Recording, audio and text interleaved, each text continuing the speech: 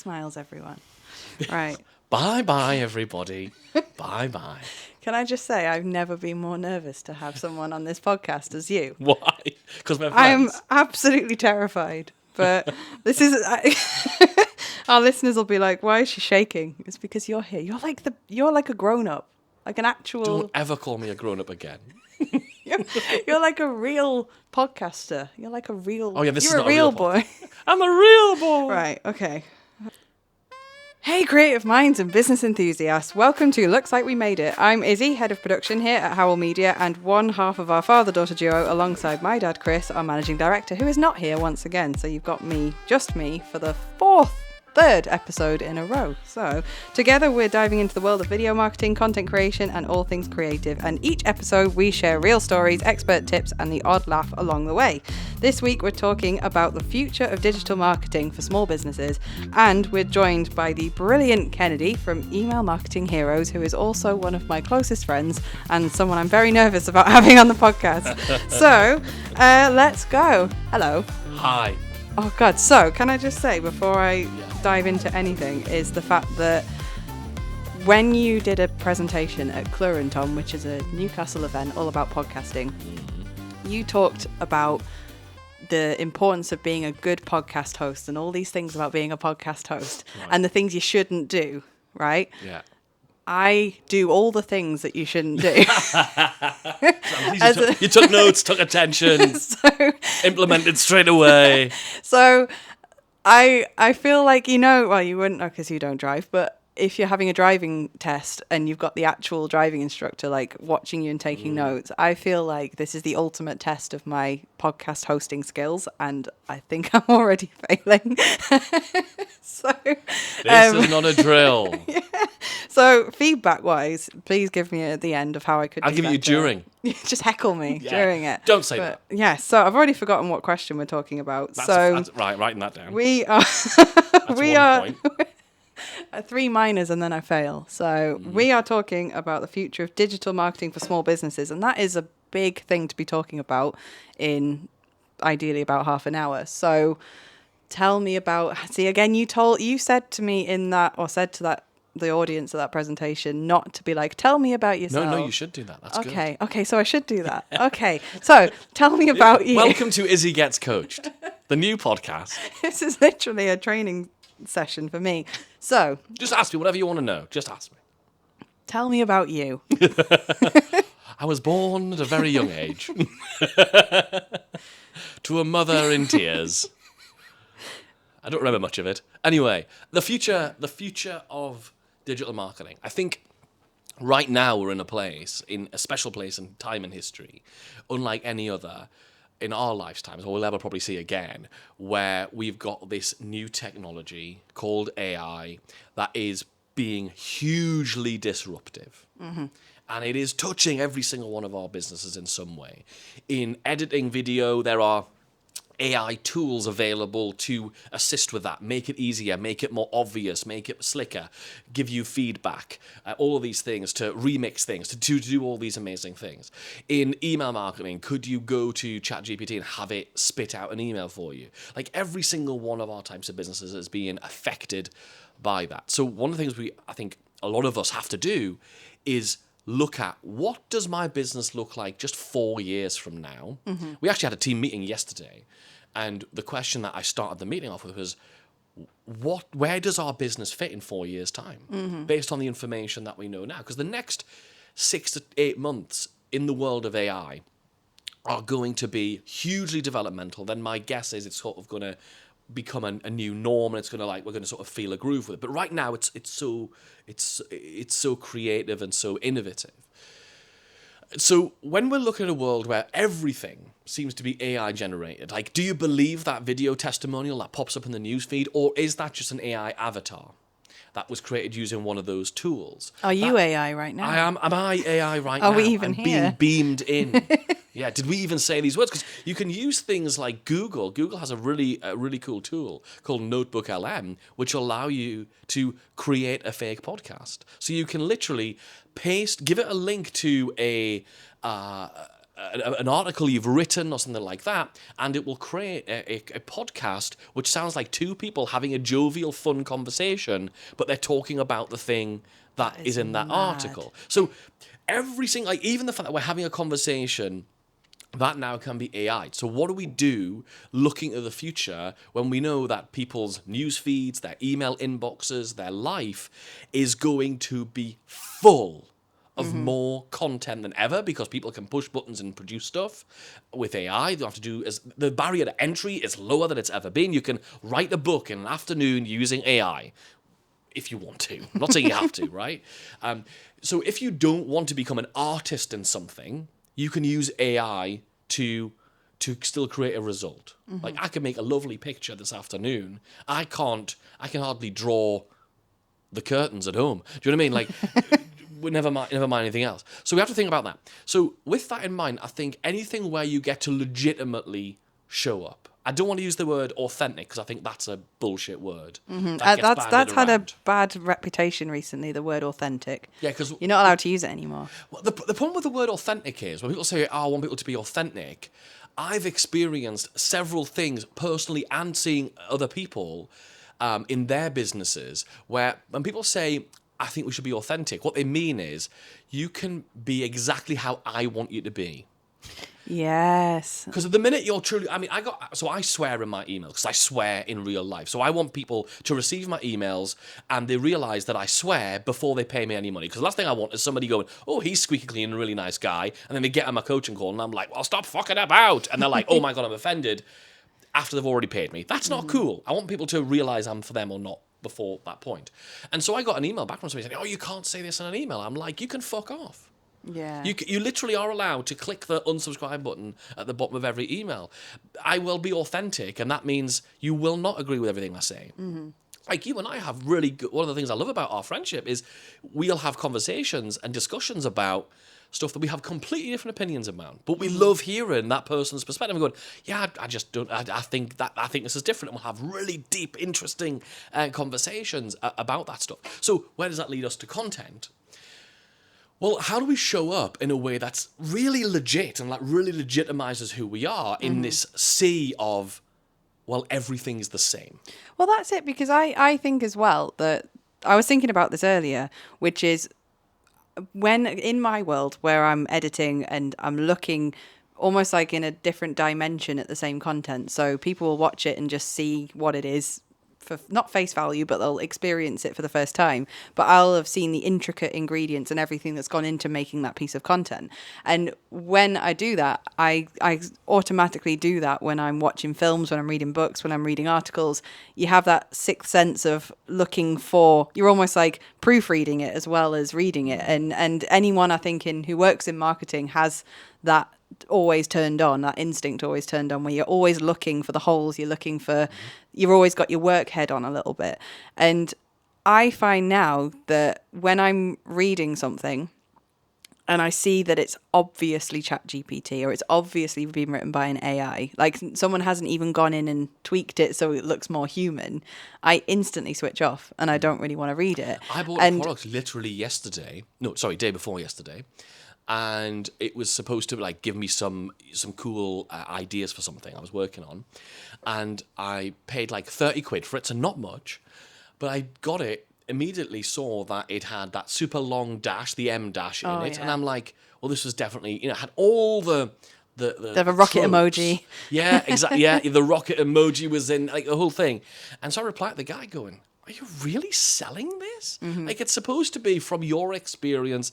I want a refund immediately, because I could go type a prompt and ask ChatGPT for that information. It would give me the information. But that's what I mean. I want your methodology. Yeah, and that's what I mean. Insofar as that being authentic element is that so I guess my point is that, like, where's the natural stopping point, or where do we sort of go, right, okay, well, now here's my own personal voice and let me just rework it? Because it's not a dirty word. AI isn't a bad thing. We should all be using it and adopting it in different ways in our business. Sure. But I do feel like sometimes when I'm doing ChatGPT or using ChatGPT for something, I feel like I have to like, oh, they can't possibly know about this. It's like a dirty secret that I'll go and like adjust it so it doesn't have the M dashes, so it doesn't have the word no fluff. Everyone has no fluff. And that's always an AI thing, or like the breaking it down into rhetorical questions. Oh, the rhetorical question thing. The rules and the of three. Answer? Oh, piss. Yeah, so like, and the rules of three, where this, and this, and it's like there's always like key things. And I think as someone who writes quite upbeat, so my tone is quite positive and optimistic, I am very aware of the fact that sometimes I can end up sounding like AI when I'm actually writing authentically as me. Yeah. Like, that's a how, thing, though. Yeah, but how do we navigate that as people who want to push our own personal brand and our own kind of message and our own image and product, whatever it may be, in a world where we're now up against something that's trying to be us? And I think you kind of have to prove it. You know, there's a principle I teach with our programs. I call it the SIPI principle, SIPI. And it stands for say it, prove it. So if in an email, for example, because we teach email marketing at Email Marketing Heroes, so one of the things, if you say something in an email like, so if you join my email list, one of the first emails you'll get from me in my welcome sequence is going to be about the fact I've got this lesson to teach you that I taught on stage in front of 1,000 people. Now, at that earlier stage in the relationship with me, anybody could say, I spoke on stage in front of 1,000 people, but it doesn't mean it's true. And we live in a hyper-skeptical world, especially because we know sometimes AI makes stuff up, and if people just copy and paste it without tweaking it, it's literally just a work of fiction. So inside the email itself, I have the photo of me on stage in front of the 1,200 people. Okay. So it's like every time, and one of the bits of feedback that I give when I'm doing a lot of critiquing or consulting on the copy, the sales, the written word that people are using, is the word I write in the margin more than anything else is I write, prove this, prove this, prove this. Like, hey, we've made $2 million last year. Great. I don't believe you. I need you to prove it in some way. And it doesn't have to be, it could be a screenshot of a bank account, or it could be something that you would only do. Is it a picture, like, is that the actual right place to put a picture of you in your Lamborghini, or whatever the thing is. We've helped 1,000 runners to increase how far they can run in their PB. Great. Have you ever got those people together and like taken a group photo of them? Great. Show me a bunch of runners together to show that with you standing in the middle at some event. Show me. So the way that I'm really thinking about our business, I really believe every business needs two core elements for the future. Mm-hmm. The first core element is some kind of media which shows you legitimately showing up in a way that AI doesn't. Like video. And that's why, even though I've been running a podcast we just released episode 288 or 89. See, told you you're a grown-up podcaster. Old is the word. That's code. That's code for old, right? So even though I've been doing that audio for a pretty long time, so 289 weeks now, every single week, I hadn't done it on video. And so back in January 2025, I thought, why am I not doing this on YouTube? Because it's got way better discoverability. Like getting an audio podcast found on Spotify or Apple Podcasts, or Google's closed their thing down now, but any of those things, it's very difficult. I mean, you have to name your podcast in a way that gets discovered. So I was called The Email Marketing Show. So if you search for email marketing, The Email Marketing Show is going to come up. Yeah, we often get, you type in Looks Like We Made It, you get the song by Barry Manilow and then us. Yeah, so we're just sort of, Yeah, well, it's not a bad association. There are worse things, to be associated with. So I thought, well, let's do this on video, because if you have content you can show up and share regularly, then if you can show your voice and you can show your face, what better way is there of helping somebody decide whether you're for them or not? Mm-hmm. I think a big mistake people make is they think, I need to show up in a way that is likable. That is not true. You have to show up in a way that is just you, so people can decide for themselves whether they like you. It's not for you to decide whether they're going to like you or not. It's not for me. Some people watching this and listening to this right now will go, that guy's a right prick. I don't like him. Look at his face. Look at his hair. What's them specs? What's he doing? That's fine. because they're making that decision. There's some people now going, I've never heard this guy before, but I want to learn a bit more because I like the way he talks, I like the way he expresses himself, I like those things. And that means those people move closer. When you do that, what happens is you create what I call an environment of zero competition. And this environment of zero competition is a really critical principle. And it's something I've run my life by for about 20 years as an entrepreneur. And that is, how do you create a place where someone is not choosing, oh, shall we go with ABC Film Company or Howl Media? All they're doing instead is waiting for the right time to hire Howl Media. Because it's not like you're in a, shall I get the large bag of carrots or the small bag of carrots? It's like, I'm just waiting for the right time to hire that person. The next piece of the puzzle, so I really believe, truly, everybody should be, if you've got a small business, I've seen great people who've got like a local plumbing company. There's a guy I'm following on Instagram at the minute who's a Scottish guy who's learning to do his garden. Right? I think I follow him too. Yeah, he's got this massive following. He's fantastic, very funny. He talks about how the fact he knows nothing about gardening, but he's going to film it every day. Great. Whatever you are doing, whether it's really naturally exciting, and all of us have stuff that is exciting, but most of the time we're just doing mundane stuff like looking at spreadsheets and doing content or whatever. Share those stories, talk about those things on film. You can use a professional company. You can now... Honestly, the webcam in your computer is a good way to start. The camera on your phone is better than some of the cameras you probably started filming with when you first started a film 100%. Company. I mean, right? Our competition is everyone with a smartphone at this point. Yeah, so. Exactly. So you can film that bit of content and put it up and talk about the thing and just commit to that. And when I started the YouTube thing, so we were doing the audio version for like a few years. Back in January, we launched the Email Marketing Show onto YouTube. So if people go to YouTube or the search for the Email Marketing Show, you're going to find that and you're going to see my face. But before I started that journey, and we're going to get into how do you actually convert those people in a second, because I think that's really important. Like getting views, like what's the point in that? What we all want as a business is we want leads, we want inquiries, we want conversions, we want sales, right? Because that's what a business is. Without those things, we don't have a business. We have something else, a hobby or something else. But what we have to do with those channels before I started the YouTube thing, I've got some friends and some contacts who've got very successful YouTube channels, right? I mean, the guy speaking straight after me on stage at that large event that I was telling you about before was Ali Abdal, who has like a huge channel. So I've got some really good contacts who I can reach out and say, look, what should I expect here? The advice I got from across the board, people in B2C, B2B, is commit for 2 years. Don't even start thinking, oh, within 2 months or 3 months, I'm going to have some traction. You are not. Like, it's a really good grounding thing for your ego. However successful you've been in the past, when you get on YouTube, you are going to get 12 views for that first video. You're going to maybe get, a good video for me at this moment in time is probably getting about 500 views. Not a lot of views compared to hundreds of thousands of downloads of the audio podcast. But I know if I stick to it for 2 years, the algorithm's going to understand who to show my content to. It's going to serve it to those right people. I'm just in for 2 years. I'm not even really thinking about the numbers and stuff until after 1 year and then going, okay, what have I learned? But then what we have to do is the next piece of this future of digital marketing and business.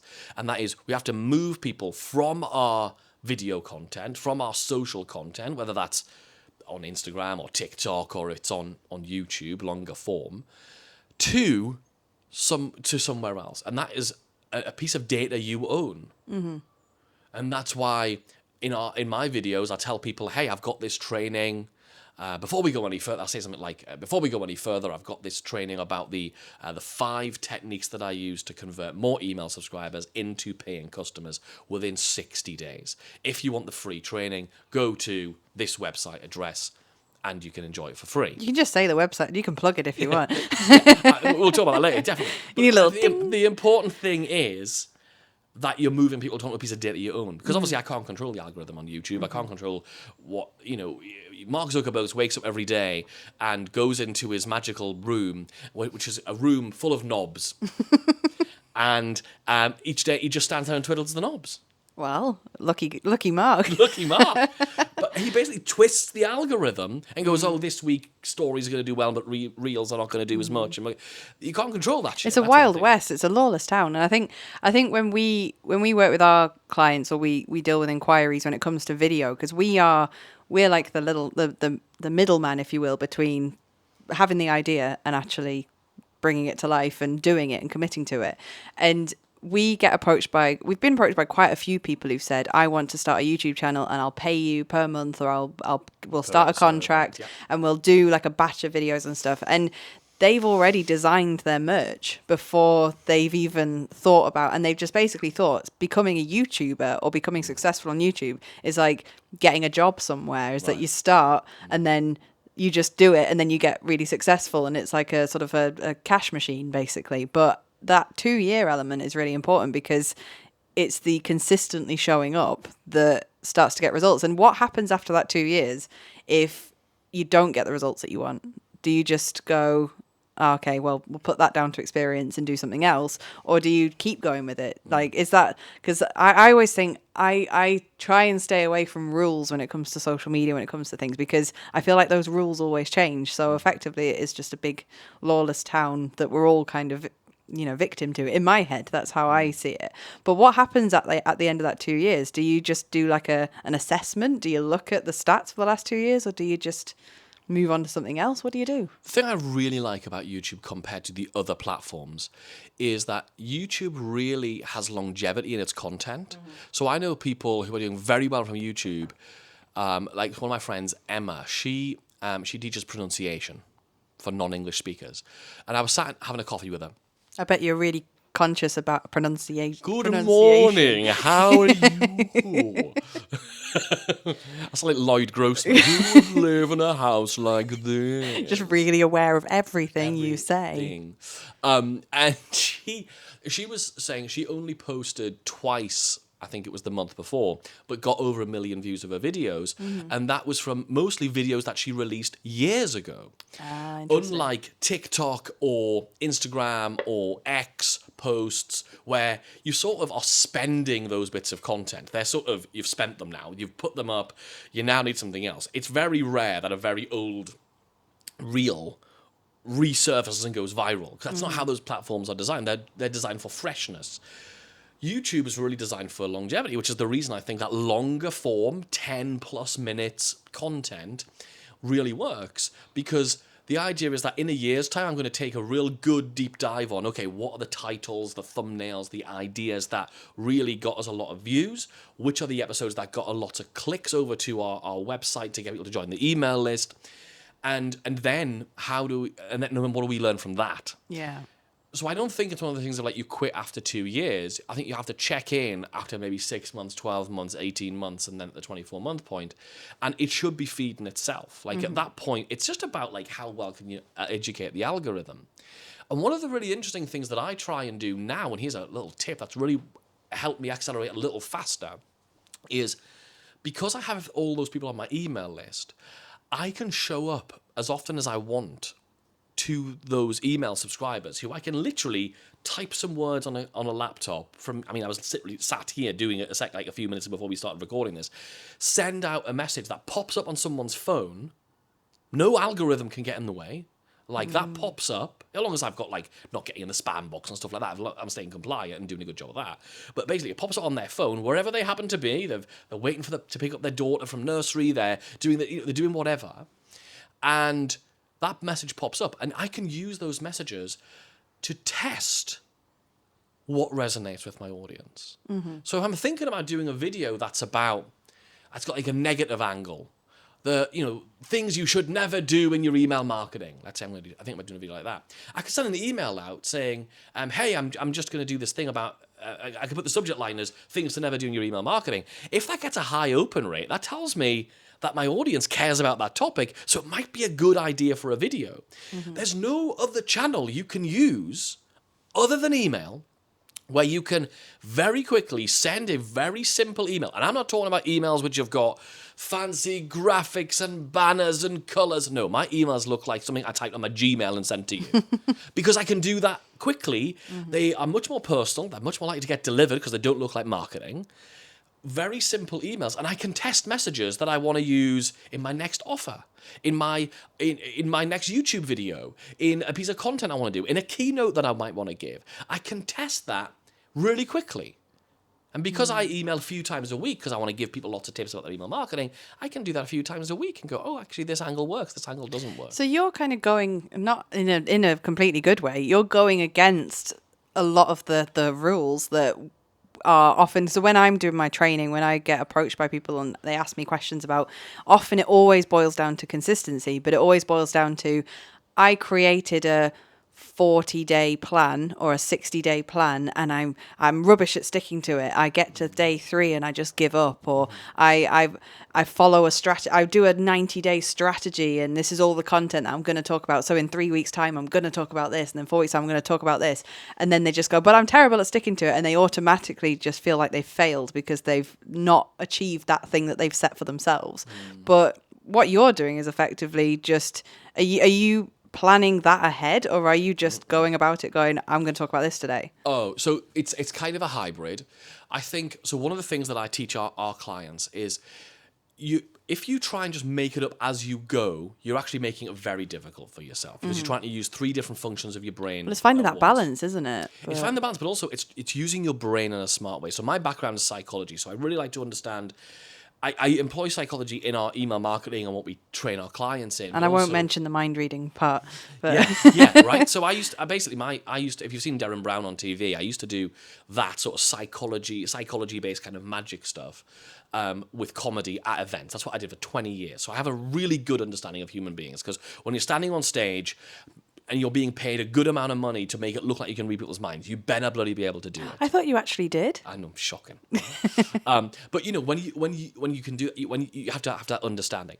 So think about how and I started thinking about this about 10 months ago. I was thinking, why do people find it so difficult to stay so consistent with anything? With creating their video content, with creating their reels, with sending their emails. I was thinking about it for our clients. And it's because you're trying to do 3 things at once in your brain. You're trying to make decisions at the same time as be creative, at the same time as do physical functional tasks. Well, they use 3 different functions of your brain. If you try and do 3 things, if you try and open up your email account, if you open up your high-level account, or whatever you use for your email marketing, your ActiveCampaign, your MailChimp, whatever, and you're staring at the blank screen, you're trying to make a decision about what the hell to talk about, while at the same time going, how do I make it sound interesting, be creative, and then who do I send it to, and all the creative functional things. They're 3 different functions of your brain. You're giving 33% power to each of those things. That's a terrible idea. So this is the process that I use. At the last Wednesday of each month, I will look at my calendar. I just have a Google sheet. That's all I have. I have a Google sheet with the numbers 1 to 30 or 1 to 31 down the left-hand side. And I decide for each of the days of that month, if I'm going to send an email that day, or I'm going to make a bit of content that day, what is the offer? What's the product that I'm going to be sending people to? Some days it'll be, on this Wednesday, because we release the email marketing show on a Wednesday, it will be tell them about the new episode of the email marketing show. On some days it'll be tell them about I'm doing a mastermind, or for these 4 days I'm going to talk about the fact that I've got my membership is open and available. I'm just making decisions. I'm not thinking about how am I going to tell it, what's the story. I'm not making any creative decisions. All I'm doing is I'm making decisions. What? I'm just asking what. So what's going to happen on each of these days? And some days I'm going to be like, nothing. I'm going to consciously decide I don't want to send an email that day. That's fine. The next day I'm going to do. That's the first task, the last Wednesday of the month. Well, Wednesday 4 for me anyway. Then when it comes to sitting down and writing the email, I open that up and go, oh, it's the 3rd of July, my birthday. It's the 3rd of July, for example. So you post a picture of you just with a party hat on? Nothing else. Just, I'm not telling you where the party hat is, but yeah. It's not on my head. So, TMI, people. Is I look up and I go, oh, I'm supposed to talk about our X program, our podcast. Great. So I know the decision was already made. So I'm like, in that moment, I am grateful to me from last week. Okay. So you ask yourself, what will me next week be grateful for? Being your future friend. That's I like that phrase. That's cool. Being your future friend. I love that. I never thought of that. Well, it's used a lot in, when I had my daughter, I I struggled to keep on top of cleaning my house. And there was a lady, I can't remember her name now, who has like a tidying app that you follow, and you basically follow a checklist and you follow it like a robot and your house is tidy. And I needed that at the time. And she had the whole thing of being your future friend. That's cool. But rather than getting up in the morning and having all of like your washing up from the night before, be a friend to you in the morning by doing it before you go to bed, that sort of thing. Yeah, but you can apply it anywhere. Anyway, I love that. I always say, you know what, thanks past me, you know. It's like the opposite. Yeah, it's the future. Yeah, I like that. Yeah. So you've done that, and now you're going to sit down, you're going to open up the platform and go, right, I'm going to write the email. So you just go, I've got to talk about my academy, which is our membership. So, and I'm going to do something about that. Great. So you start typing, start talking about it because the decision was already made. Once you've written it, you're then going to think, okay, who am I going to send this to? I'm going to send it to all my contacts. I'm only going to send it to people who've not bought the Academy offer or whatever it's going to be. It's at that point to get technical. Just separate out those tasks. That really is the thing. So we've got that flow. And I really believe every business should be following this flow of YouTube, specifically YouTube. I'm all in on it. Like, we spend time and effort and thought and money. We really invest in this YouTube thing, and we're all in. So it's YouTube, good content, share the best stuff ever. Literally, I'm just like, people are like, I can't believe you're actually just teaching this. And I'm like, yep, just give it all away. And if people want that next step, join the email list. They come to the email list. They join up for a free course, we have like a free training that we're doing right now. And then we send them emails and tell them about our different offers, our different services. Hey, do you want to? I've got some appointments I've opened up this week. We can have a consultation or a conversation. Here's my calendar link, or here's our price list, or hey, go to this page. We've got a special offer on this thing. All because it becomes this really streamlined system. What's really nice about this is the people who end up on your email list like you and trust you, and you create that environment of zero competition because they've spent so many hours with you on YouTube where they can see your face and hear your voice, and they've been on that journey. So when they read your words on the screen from their email, they do a thing called sub-vocalization, which is a thing that us humans do. When we read, we hear that voice in our heads, but they know what your voice sounds like, and they put it all together, and it creates massive conversions. Because my business is really about converting more of your email subscribers. You're all collecting contacts and leads at different things you do. Convert more of them. You don't need more of them. You just need to figure out how to get more of those people to actually buy. That's amazing. I might have to re-listen to my own podcast to actually like take all that in. I think that, and I'm not setting you up to answer this the right way, but what you're saying is that video is unbelievably essential alongside email. And I didn't think it was. I was like, well, you know, I'm not like a Hollywood-looking guy. I'm not. Don't be silly. You've got the hair. Yeah, thank you. You've got hair. I've got hair. Sorry, Chris. But I really think it is. I think in a world, and I resisted it for 280, 200 under, more than 200 episodes. Why did you resist it? The effort. I thought it means you've got to. I mean, you saw me faff setting up these cameras. Yeah, we've been here for 3 hours now. But the effort of, right, I need to have an environment at home, because I just do it all from home. I was like, I need to understand the tech. What a pain in the arse. And I need to be feeling okay about how I look that day. And I need to do my hair. And I need to not have a spot. And I need to wear something that doesn't make me look like I'm a hobo. Yeah. Do you know what I mean? Like, I need to not look hopeless, like in the whole thing. So it felt like a lot of effort. I used to think you rolled out of bed in a crisp white shirt, just ready for the day. Right, yeah. I mean, because I sleep in a coffin. If you sleep at all. Yeah, I mean, I do. I sleep really well. I'm an early to bed person. Yeah, I am as well. I'm up at like 5:30, so I kind of have to. But I'm up at 5:30, but I do go to bed. I'm like, if I can be in bed by 9 o'clock. But you've got cats that wake you got kids. Yeah, that is true, but cats are a bit more like they get right in your face. But I suppose toddlers do as well. But yeah, I think video is really important. I think it's more important than it's ever been. So if for me, I think we're at this time now where if you look at anybody who's building a personal brand, which is essentially what we all need to be doing these days, and what's really nice is you can take a personal brand and do anything with it. Like if I wanted to go start a plumbing company, imagine, I'd be like, I can imagine you in some overalls. Get your little hat. Yeah, exactly. Bing, bing.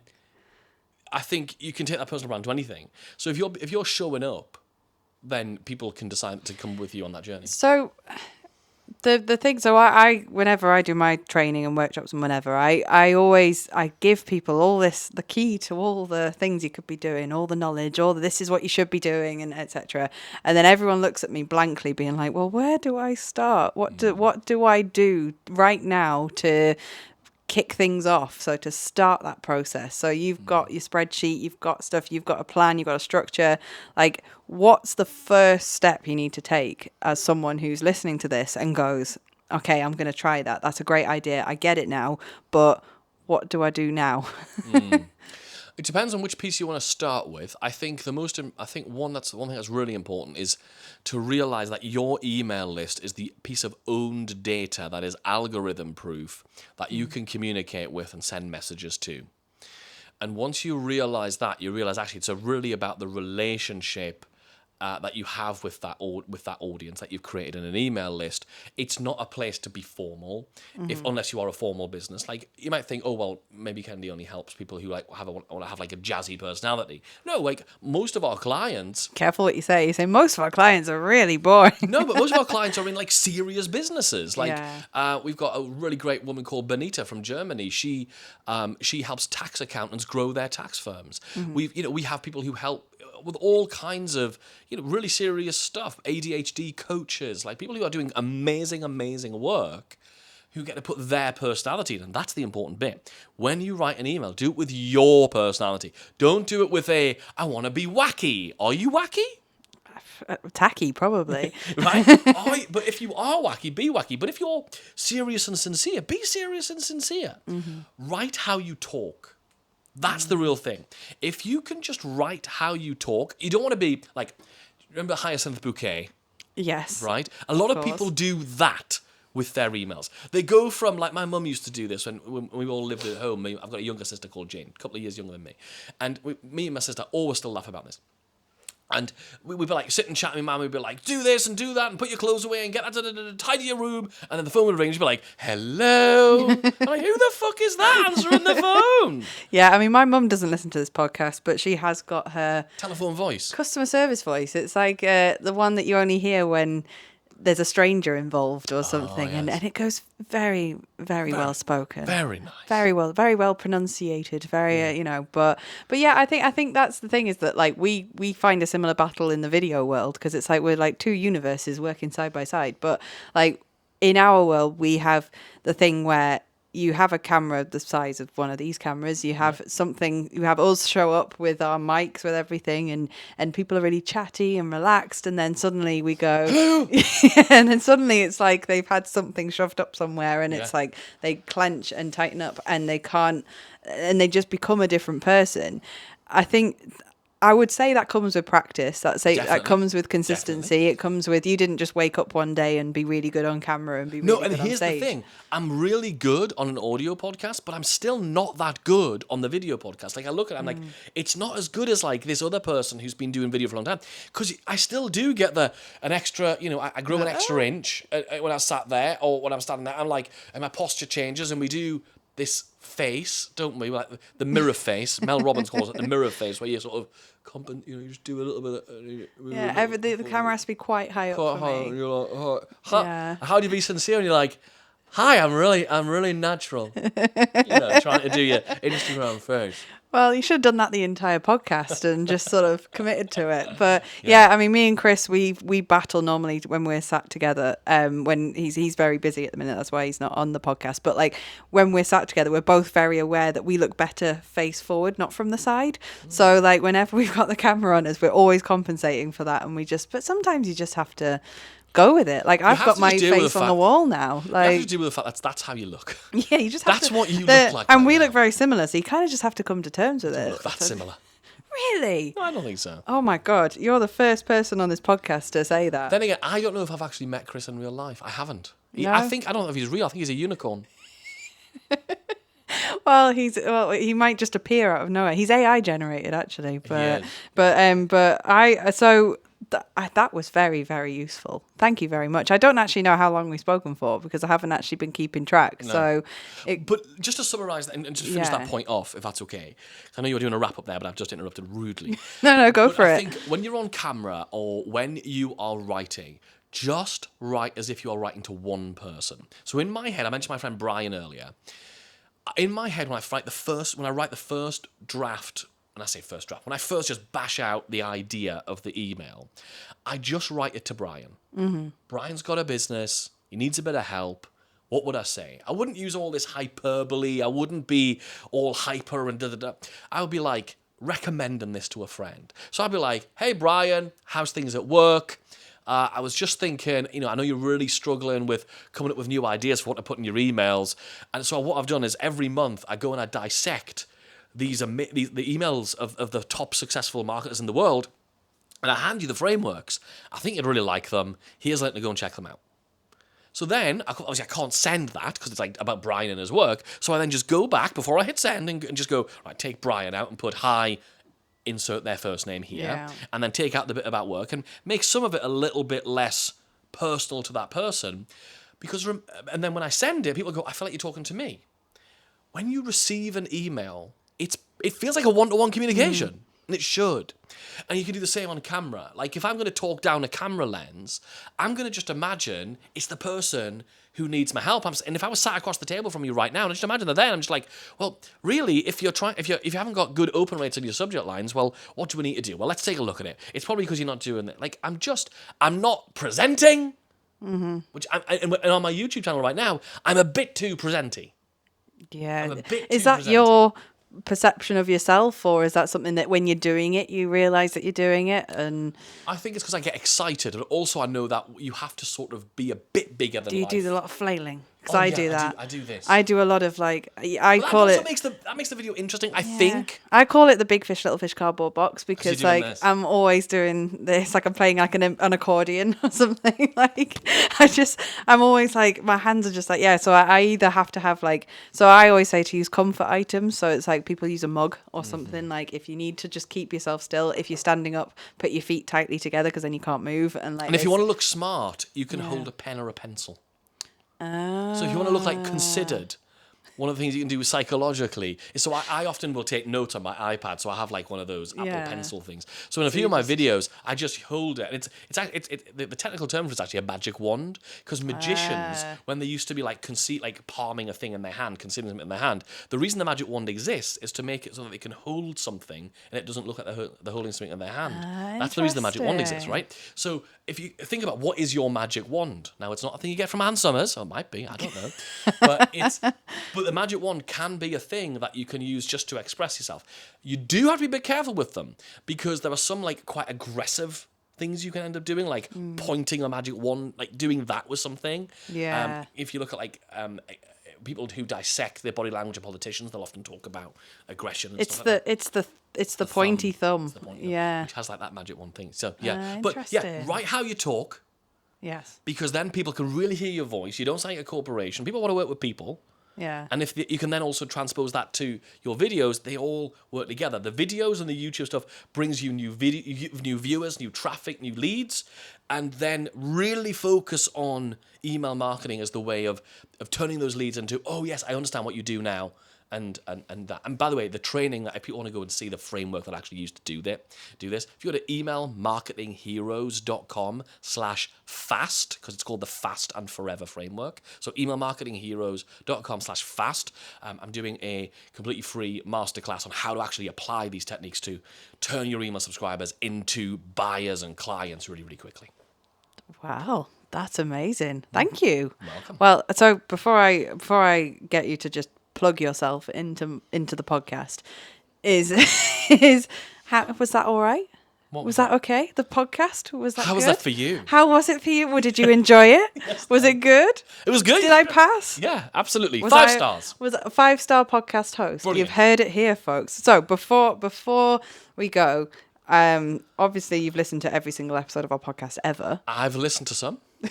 That's a very diplomatic answer. If I show you my phone right now, I am a subscriber. So people should subscribe to the podcast. Oh, well, thank you. That's very kind of you. So I'm a subscriber of you as well. Your face pops up on my YouTube very regularly. But what I was going to say was, at the end of each episode, I like to ask a silly question. Oh, I didn't know about this. This wasn't part of the brief. Here we bloody go. I don't brief anyone. They just show up and then I just talk to them. So my question for you today is, I mean, I have multiple ones. So if you get through this one, we can ask another one. If You said silly question. I know, This but is beyond the contracted. No, I feel like all of these could work. So if you had to pick a theme song that plays every time you enter a room, what would it be? Oh my god.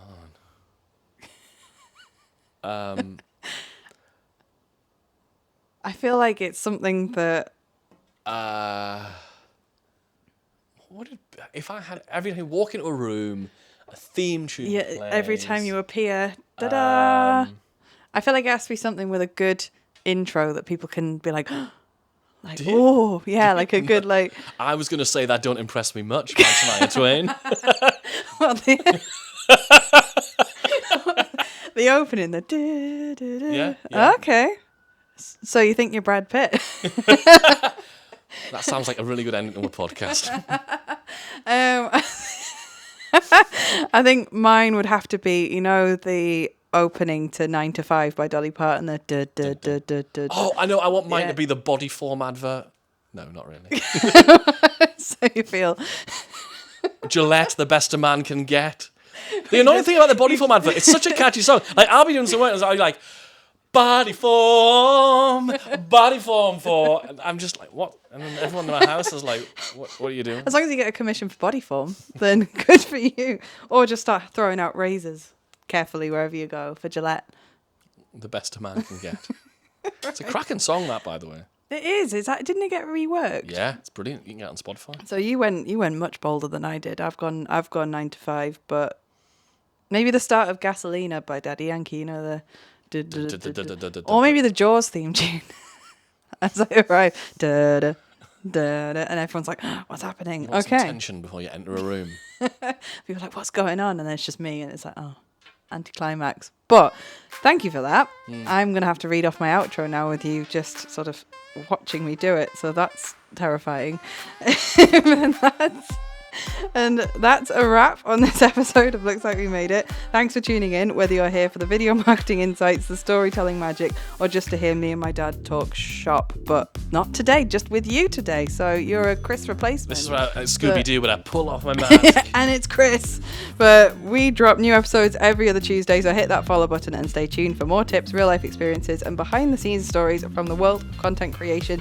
If you want to keep the conversation going, you can find us on Instagram, LinkedIn, YouTube, and our website. Just search for Howl Media and say hi. We'd love to hear your thoughts, answer your questions, or even have you on the show, just like Kennedy. If you've got a great story to share or fancy joining us for a chat, just like Kennedy, drop us a message. We're always looking for inspiring guests, just like Kennedy. Until next time, keep creating, keep storytelling, and remember, every great piece of content starts with an idea. And see you in 2 weeks. Bye for now.